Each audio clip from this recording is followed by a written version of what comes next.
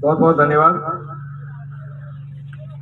मेरे साथ विराजमान सभी डॉक्टर मिस्टर दोषी और उनके टीम के सभी सदस्यगण, तहसीलदार साहब, सुमकी साहब, पदमजी, सभी कृषि विभाग से यहाँ पधारे अधिकारीगण और यहाँ इस विशाल कार्यक्रम में विराजे हुए सभी उर्दू आसपास से पधारे हुए मेरे पिता तुल्य बुजुर्गगण, युवा साथी, किसान भाई, स्वरूप सिंह जी और उनकी टीम ने दोबारा एक भव्य कार्यक्रम का आयोजन करा है। और जैसे बात हो रही थी पहले कि ये यात्रा 22 वर्ष पहले प्रारंभ हुई यहीं से उर्दू से, और यात्रा को देखते देखते, सफलता को देखते देखते, जैसे जोशी जी ने कहा, वास्तव में भारत में प्रगति हुई है। और भारत का एक ये उर्दू जैसा गांव में जो मैंने बदलाव देखा है, जो मैंने परिवर्तन देखा है, जो मैंने प्रगति देखी है 20 वर्षों में, तो वास्तव में ये एक उदाहरण है कि जब सरकार और निजी कंपनी और यहाँ हमारे व्यापारीगण और विशेषकर जो किसान हैं वो सब आपस में मिल जुल कर, आपस में विचार करके, आपस में राय मशवरा करके जब वो आगे बढ़ने की इच्छुक है, उनको उन्होंने संकल्प लिया है कि आगे बढ़ना है। ऐसे नहीं कि हम एक जगह बैठे रहें, जो मिले वही उसी हम रहे, उसी जीवन में हम बंद रहें, परंतु आगे बढ़ने के लिए इच्छुक है। वो ये उदाहरण है और मैं आप सबको बधाई देता हूँ, इस प्रगति के लिए बधाई देता हूँ और आने वाले समय के लिए मैं आपको शुभकामना देता हूँ। मुझे विश्वास है कि ये जो नई तकनीक है, नया प्रयोग है, जो पहले भी सफलता दी है, आने वाले समय में भी हम सबको यहाँ और सफलता प्राप्त होगी। खेल हमेशा ज्ञान का है और ज्ञान पीढ़ियों से हमें मिलता आ रहा है, हमारे पूर्वजों से मिलता आ रहा है। उनका जो समझ था, उन्होंने जो देखा, पीढ़ियों से हमें वो ज्ञान देते आए। और आज का समय, आज का युग साइंस है, विज्ञान है, विज्ञान से जो ज्ञान मिल रहा है, उन दोनों ज्ञान के जो सूत्र हैं, उन दोनों को मिलाकर जब हम ध्यान देंगे, आगे बढ़ेंगे, तो मुझे विश्वास है एक ज्ञान दूसरे ज्ञान को आगे बढ़ाएगा। ये नहीं कि एक किसी को दबा देगा, क्योंकि आप में जो प्राकृतिक ज्ञान है, परंपरागत ज्ञान है, पारिवारिक ज्ञान है, उसका भी बहुत लाभ है। ये नहीं कि उसमें कोई लाभ नहीं है, परंतु उसको आज के युग के लिए आगे और बढ़ाने के लिए जो वैज्ञानिक तरीके, जो तकनीक है, जो यहाँ आज उसका एक संक्षेप में उसका एक विजुअल दिखाया, तो उसको भी साथ जोड़े। मुझे विश्वास है कि ये दोनों स्रोत हमें और आगे बढ़ाएंगे और भारत को, जो हमारा सबका संकल्प है, भारत को एक विकसित देश बनाएंगे। उसके लिए कड़ी मेहनत करनी है। 20 वर्षों में मैंने देखा है कि जिस प्रकार आपने मेहनत करी, परंतु ज्ञान अपनाने के लिए हम सबको ऐसे सोचना चाहिए कि मैं सर्वज्ञानी नहीं हूँ और मुझे आगे और बढ़ना है, इसलिए मैं सुनने के लिए, समझने के लिए मैं तैयार हूँ। मैं एक उदाहरण देता हूँ, अपने जिले की बात है, मैं गांव का नाम नहीं बताऊंगा और ना किसी उस व्यक्ति का नाम बताऊंगा। मुझे फोन आया और वो सज्जन मेरे ऊपर चिल्लाने लगे। उन्होंने कहा कि यार फालतू रहा, पशुपालन विभाग ने डॉक्टर लगाया भाड़े एरिया, कोई काम नहीं है, तो तुरंत प्रभाव इन्हें हटाओ और कोई दूसरा डॉक्टर लगाओ। और वो डॉक्टर रहने वाला का शायद दौसा, सवाई माधोपुर, जयपुर उन साइड रहा, यूँ आपवाड़ा कम, पशुपालन आपवाड़ा यूँ ही कम, तो क्या तुरंत प्रभाव को हटा दो, वापस भेज दो इनको। और अपन ये एरिया में लागण वाला ही कम, तो मैं क्यों समस्या कहीं है? नहीं, फालतू आदमी हमारे वो भैंस बीमारी है, हमारे टीको नहीं लगा हुआ, सुई नहीं लगा हुआ, फलाना ढीना की बात करी। तो मैं डॉक्टर साहब ने बात करो हमारी, तो टेलीफोन फोन दियो डॉक्टर ने। देखिए डॉक्टर साहब समस्या क्या है इनकी, मेरे ऊपर ये गुस्सा हो रहे हैं। तो डॉक्टर कह रहे हैं कि ये अभी मेरे यहाँ आए हैं, ये कोई इंजेक्शन मांग रहे हैं, इस प्रकार का इंजेक्शन मुझे दो, मैं भैंस को लगाऊंगा। इनकी भैंस यहाँ से 30 किलोमीटर दूर है, ना तो मैंने देखी है, ना मेरे किसी कर्मचारी ने देखी है। मैं वो इंजेक्शन क्यों लगाऊं? क्यों दूं इनको भैंस को लगाने के लिए, मुझे पता ही नहीं समस्या क्या है। तो डॉक्टर मना करियो, सही करियो गलत करियो, सही करे वो तो मना करियो। तो आप तो तेरा जीव है तो मार मारे गाल काटे।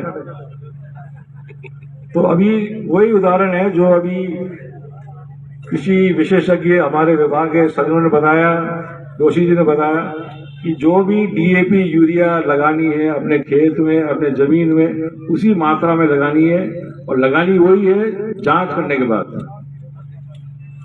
सही जांच हो, अपने शरीर की जांच है, वो भैंस की शरीर की जांच है, जब ठा पड़े नहीं कि कहीं लगानो। तो अपने धरती पानी की जांच हुए, उन आधार माथे अपने कार्रवाई आगे करनी है। वो प्रयोगशाला, वो लेबोरेटरी अपने बीच में उपलब्ध है, एक बहुत बड़ी बात है। सरकारी लैब भी उपलब्ध है, निजी लैब भी उपलब्ध है। मुझे विश्वास है कि दोनों जो भी व्यवस्था अपने बीच में है उसको, उसका लाभ उठाएंगे, उससे हमारी आगे और उत्पादन बढ़ेगा, और उत्पादन बढ़ेगा तो किसान और आगे बढ़ेगा, किसान बढ़ेगा आगे बढ़ेगा तो देश आगे बढ़ेगा। ये जो मेल है, इसके बिना देश आगे बढ़ नहीं सकता। इसलिए मुझे विश्वास है कि जो प्रगति हुई है वो आगे बढ़ती रहेगी। नई तकनीक से आगे और रफ्तार हम पकड़ेंगे।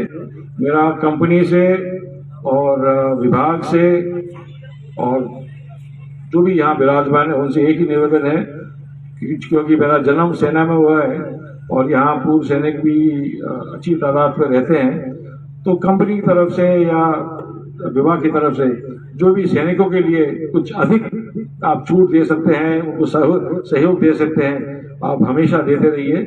हमारा विभाग, सैनिक कल्याण विभाग भी आपके साथ इस दिशा में जुड़ा रहेगा, और सैनिकों को हम कितना आगे और राहत प्रदान कर सकें, यही हमारा कर्तव्य है। आज आपने मुझे बुलाया, मेरा मान सम्मान बढ़ाया, आप सबके बीच आपके दर्शन हुए, मुझे बहुत खुशी हुई। आगे ये जो कार्यक्रम होते रहे हैं, आगे जो प्रगति हुई है उसको देख कर और मन आगे बढ़ता है, खुश होता है, और मुझे विश्वास है कि आने वाला समय और अच्छा भी होगा। हम सब मिलकर आगे अपने देश को आगे और बढ़ाएंगे, मुझे विश्वास है। जय हिंद, जय भारत। बहुत बहुत धन्यवाद।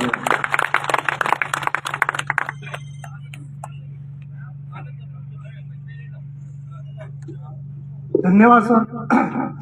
तो आपने अभी विशेष मेहमानों का जो भी उद्बोधन रहा, आपने एक चीज जरूर सुनी होगी बार बार, मिट्टी की जांच के बारे में। तो मैं आपसे पूछना चाहता हूं कि जब भी आपकी, अभी तो आपने फसल की बुवाई कर दी है, जैसे ही मार्च या अप्रैल आएगा तो उस समय पे कौन कौन मिट्टी की जांच करवाएगा, वो एक बार हाथ उठाओ। इधर से सारे हाथ उठाओ, सभी को करवानी है मिट्टी की जांच। और अब तो आपके पास में बहाना भी नहीं है कि भी हमें बाड़मेर जाना पड़ेगा या जैसलमेर जाना पड़ेगा, आपके गांव में ही वो सुविधा आपको उपलब्ध हो रही है, क्योंकि किसानों का प्रोग्राम है। और कंपनी के प्रति किसान का क्या अनुभव है वो भी हम आपको सुनवाना चाहते हैं अभी, क्योंकि अभी विशेष मेहमानों का आपने उद्बोधन सुने, लेकिन एक किसान क्या सोचता है उस, क्योंकि जब तक मंच पे किसान ना आए तो ये कार्यक्रम भी अधूरा है। तो मैं एक ऐसे ही धरती पुत्र को स्टेज पे बुलाना चाहता हूँ। वो मतलब बाड़मेर की धरती पे शायद सबसे ज्यादा पैदावार लेने वाला किसान है। आप, हालांकि आप में से काफी सारे लोग उनको पहचानते होंगे, नाम से जानते होंगे, श्रीमान हरवंश सिंह जी आगोरिया। हरवंश सिंह जी के बारे में मैं 2 लाइन बोलना चाहता हूँ। शायद हरवंश सिंह जी का आगोरिया जो गांव है, आपको हालांकि भली बात आप परिचित हो, जो कि भाड़का के पास में है। वो एक ऐसे किसान है जो लगभग 25 बोरी जीरे की प्रति हेक्टेयर की पैदावार लेते हैं। लगभग 50 से लेके 70 बोरी की पैदावार उनकी अरंडी की आती है, और लगभग 40 बोरी प्रति हेक्टेयर की पैदावार वो सरसों में ले रहे हैं। तो एक क्या उनके अनुभव कंपनी के प्रति रहे हैं, और वो कुछ चीजें आपको बताएंगे। तो हरवंश सिंह जी एक बार मंच पे आ पाए।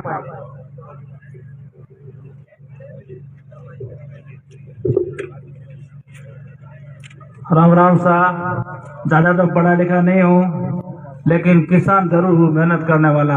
मैं खुद भी खेती करता हूँ, मेरे पास 5 ट्यूबवेल है। मैं लेकिन डीएपी और यूरिया कम यूज करता हूँ। डीएपी तो लाली साल मैंने बंद कर देनी, आधा खेत में डालता हूँ जरूर। उसके अंदर आप डीएपी के अंदर गौर कीजिए, डीएपी क्या आती है। डीएपी है ही नहीं, उसके अंदर दूसरी मिट्टी आती है, कट्टा उसका खाली उसका मार्का है इफको का 1846, यही किसान पहचान है।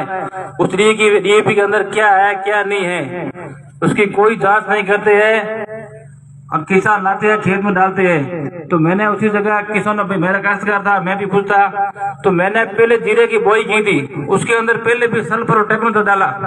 1500 रुपया उनको खर्चा करना है तो 1500 रुपये ये चीज डालो, ये ओरिजिनल तो है, अपन को मालूम है।